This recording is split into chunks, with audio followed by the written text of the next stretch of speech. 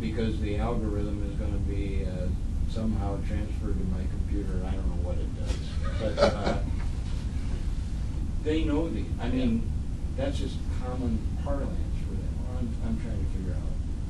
Geez, I don't know. Do I know any algorithms? I probably do, but I never treated it that way. So there's it's a language. It's another language for citizens. Math is another language for citizens. It's probably as complex as that, and it's as simple as that. But it is one of the languages that we're using more than we used to use. Math. And I always found it mysterious. But it's not as mysterious as it was made to be when I was a student. I spent an hour and a half in Verizon yesterday, and the assistant manager had to finally come help us. And he spoke in like he was texting. Everything was cooked, you know. and he was just like that, and he was out of there. I said, man, he is a techie. And the guy said, yeah, how old do you think he is? And he was a boss, 20 years old. Yeah. And there was people in there that were 40 years old. You know, but he was it was just a different world. Well, they know the language, and they're not afraid of it. Nope. And we are. Yep. So, as you start to organize schools these days, it's part of the discussion has to be around what kind of language your kid's going to use, and they're going to use their native language. And math becomes part of the digital generation's native language, because they just use it all the time, sometimes without knowing. They just use it. So you need to have a pretty firm background, so at least they know some of the theory of math as well as how to use it practically. I wish somebody would have told me that 40 years ago. So we're back to short-term and long-term, and let's not worry about short-term, long-term. Let's just concentrate on some things that you'd like to see accomplished over the next couple of years. And we can start with really broad general statements if you wish, and we can pare them down to something specific if you wish. So I think one of the things that we've worked on too is graduation requirements. They're changing for the state, what they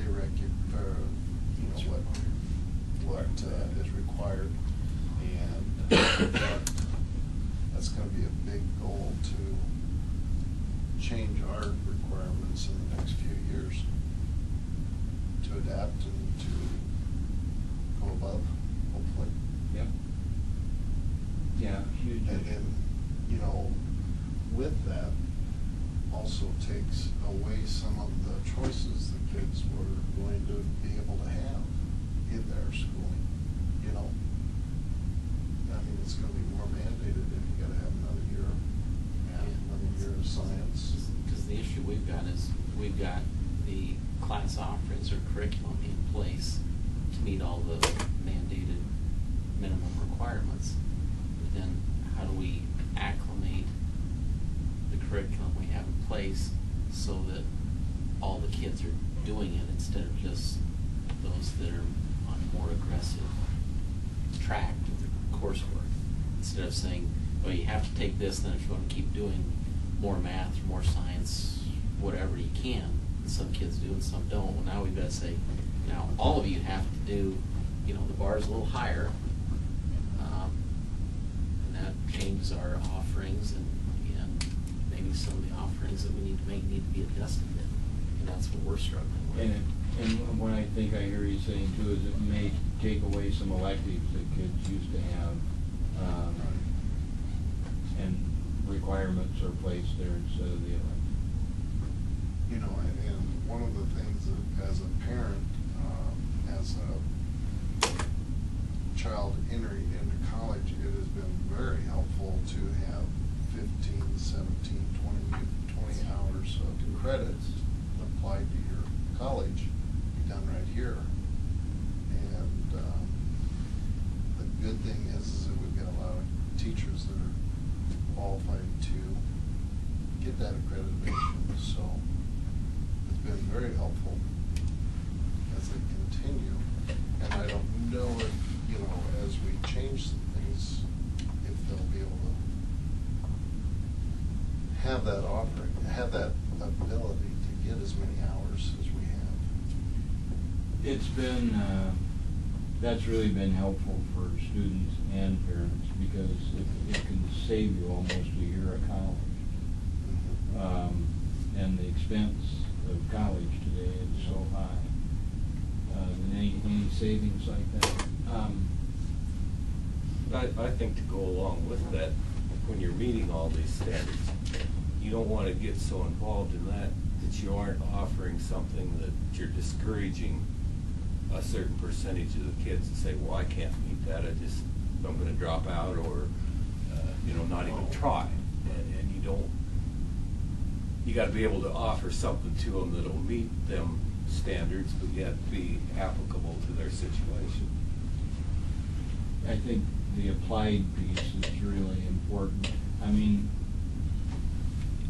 I don't think I can remember back as far as when I was a freshman in high school, but I can remember in college that if I could apply it, then it was really important to me. I mean, if it made sense to me and I could apply it to something, I thought, we're on to something now. Even if there was a good theory that maybe we could apply every now and then, it made sense. So the applied piece, so that's that piece about instruction. It's not just presenting the material. It's presenting it in such a way that students can apply it. And I think you have teachers, and we all have teachers who are really good at making that application. Here's how it works. And that's part of the instruction. Another problem we have is where, the community colleges, everybody's encouraged them to take, for instance, 2 years of algebra. Well, it used to be that only the top 10–20% took advanced algebra or calculus or anything. Now we've got an influx of a lot of students that are taking it, and it's even harder to challenge the top ones and help the middle ones get that course in one, so we're going to have to split those courses somehow, probably, in order to challenge it, because it is still an advanced course, but yet it's needed for a lot of kids now. Yeah, and it may not be advanced. I think what you're saying is it isn't as advanced as it used to be. And I wonder, I was just thinking, we just welcomed 24 people from 10 countries that are here studying with us for 6 weeks. And the one woman from El Salvador said she teaches 50 students intensive English on Saturday. They have an all-day Saturday school. She's an English teacher during the week, but 50 of the students come to school on Saturday all day to learn more English, because English is fast becoming the international language of business and commerce and government. Although they can talk about us in their language, we just can't hear what they're saying. So I was kind of amazed at the way they've shifted. They're here to learn teaching methodologies because their system, while it's becoming somewhat like ours, it's more recitation, it's more memorization, recitation. They want to get away from that. They want kids to be able to learn and absorb what they're learning and become involved with what they're learning, not just to recite it and memorize. So I wonder for American schools, and especially rural schools, especially schools that are losing populations. In the Race to the Top grant that the state put forward is a $26 million virtual school. And I would love to see that happen. I don't think it's going to this time around, but if we could deliver curriculum to Tryon, chemistry, physics, that they are unlikely to get. Then, as a state, we've solved the problem that you're talking about, that unevenness among the kids. So we have some kids that aren't getting physics, and some kids that are, or some kids that aren't getting chemistry, and some kids that aren't. If we can make that available and more kids can get it, it's the way we deliver it. I might not have a chemistry teacher in my district or two, but if I can get it some other way, and I think we're really close to being able to do that. But that would certainly help you with some issues in the future about broadening curriculum, but also deepening curriculum. If you could pick it up